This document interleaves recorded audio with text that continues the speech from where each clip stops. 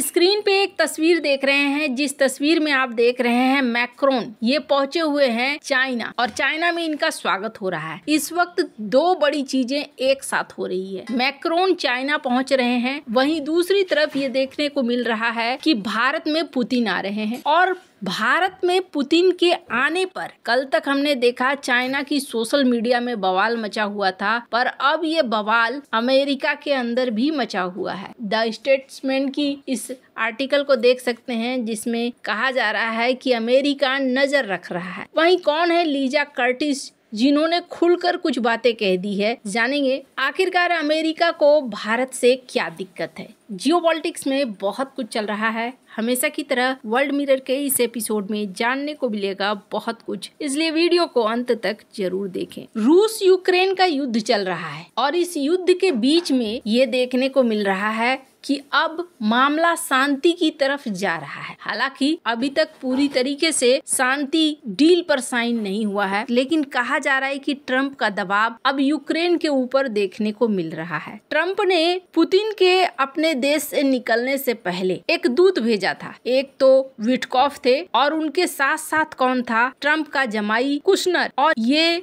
रूस पहुंचे। रूस में पहले इन्हें खूब घुमाया गया। दरअसल विटकॉफ को रूस दिखलाया गया, ये तस्वीरें निकलकर सामने आई। फिर राष्ट्रपति पुतिन विटकॉफ से मिलते हैं और पूछते हैं रूस घूमे कैसा लगा। उन्होंने कहा अच्छा लगा। दरअसल ये दिखलाना चाहते थे कि देखो इतने सारे दबाव के बावजूद हमारी पहचान, हमारी इकोनॉमी, इस पर कोई झटका नहीं लगा है, हम उसी तरीके से चल रहे हैं। कूटनीति में ना कुछ भी यूं ही नहीं होता है कि आप एक बहुत बड़े राजदूत हैं और आपको घूमने के लिए भेज दिया गया, वो भी ऐसे समय में जब रूस यूक्रेन का युद्ध चल रहा है। तो यहाँ पुतिन ने ये समझाने की कोशिश करी थी कि तुम्हारी लाख कोशिशों के बावजूद हम अपनी जगह पर टिके हुए हैं। अब इस युद्ध में ऐसा मकाम आ गया जहाँ यूरोप हो सकता है इस युद्ध को आगे बढ़ाए। राष्ट्रपति मैक्रोन का चाइना जाना ये बड़ा संकेत है। मैंने कल आपको कहा था, एक तरफ कुशनर विटकॉफ की मीटिंग हो रही थी पुतिन से, वहीं दूसरी तरफ चाइना के विदेश मंत्री वांग यी पहुंचे हुए थे रूस। दोनों ही साथ थे। वांग यी कभी नहीं चाहते हैं कि ये युद्ध रुके। सिर्फ वांग यी की ही बात नहीं है, चाइना की इस पॉलिसी में भी है। रूस यूक्रेन युद्ध को वो समाप्त होने देना नहीं चाहते हैं। कारण क्या है? कारण ये है कि रूस फ्री हो जाएगा और अमेरिका भी फ्री हो जाएगा। अमेरिका ताइवान की तरफ ध्यान दे पाएगा और रूस फिर इकोनॉमिक जूनियर पार्टनर बनकर नहीं रहेगा। चाइना के मन में भी हलचल थी, इसलिए चाइना भी वहां पहुंच चुका था। हालांकि ये बैठक हुई, इस बैठक के बाद वापस आ गए चाइनीज विदेश मंत्री और इन्होंने स्वागत किया है मैक्रोन का। मैक्रोन की मुलाकात शी जिनपिंग से भी हुई, बड़ी औपचारिक तरीके से अच्छे से बातचीत हुई है। लेकिन अब क्या क्या डील होती है, क्या बातें होती है, वो निकलकर सामने आएगा। लेकिन ये समय बहुत ही ज्यादा क्रिटिकल है। इसी बीच ये भी देखने को मिल रहा है कि डोनाल्ड ट्रंप या अमेरिका के दबाव को एक तरफ रखकर राष्ट्रपति पुतिन के स्वागत में जुड़ गया है भारत, और वो भी तब जब पुतिन ने ये कहा है कि यूरोप जंग करना चाहता है तो हम जंग करने के लिए तैयार हैं, और अगर यूरोप जंग के लिए आगे बढ़ता है तो अमेरिका क्या करेगा। बेसेंट ने यहाँ पर बता दिया कि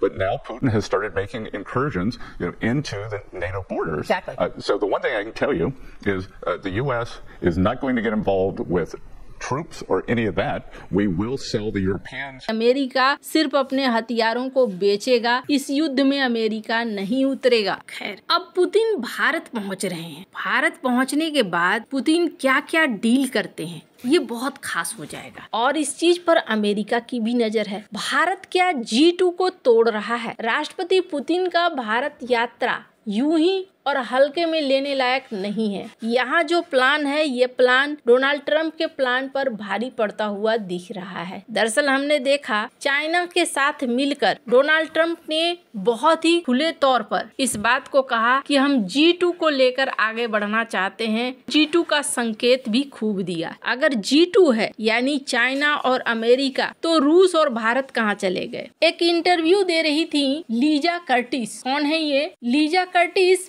पहले डोनाल्ड ट्रंप प्रशासन में रह चुकी हैं, अब centre for new American security में इंडो पैसिफिक सिक्योरिटी प्रोग्राम की डायरेक्टर हैं। इन्होंने कहा कि अमेरिका को ये मीटिंग मददगार नहीं लगेगी, क्योंकि ये ऐसे समय में हो रही है जब राष्ट्रपति पुतिन यूक्रेन के खिलाफ अपनी लड़ाई बढ़ा रहे हैं, यहाँ तक कि यूरोप को ड्रोन घुसपैठ और साइबर अटैक की धमकी भी दे रहे हैं। लीजा कर्टिस ने आगे कहा, ये मुलाकात अमेरिका के लिए एक कूटनीतिक इशारा है। हालांकि भारत ने यहाँ साफ किया है कि भारत किसी के दबाव के आगे न तो झुकेगा और न ही चलेगा। कर्टिस ने कहा कि अमेरिका सावधानी बरतेगा और सावधानी बरतकर देखेगा कि भारत के साथ कौन सा डिफेंस और एनर्जी का डील फाइनल होता है। उन्होंने आगे कहा कि अमेरिकी विशेषज्ञ ये भी देखेंगे कि कौन से सुरक्षा समझौतों पर डील पक्की हुई है। इस बात का अंदाजा रूसी प्रवक्ता ने पहले भी लगाया था और उन्होंने कहा था कि भारत और रूस के बीच में हो सकता है डिफेंस डील को दबाव में लाने की कोशिश किया जाए। हालांकि स्क्रीन पर एक बिजनेस टुडे का आर्टिकल देख सकते हैं। रूसी राष्ट्रपति व्लादिमीर पुतिन ने कहा है कि भारत को दबाव में लाना ये संभव नहीं है। वहीं दूसरी तरफ अगर अमेरिका की बात करें तो पुतिन के आने से पहले अमेरिका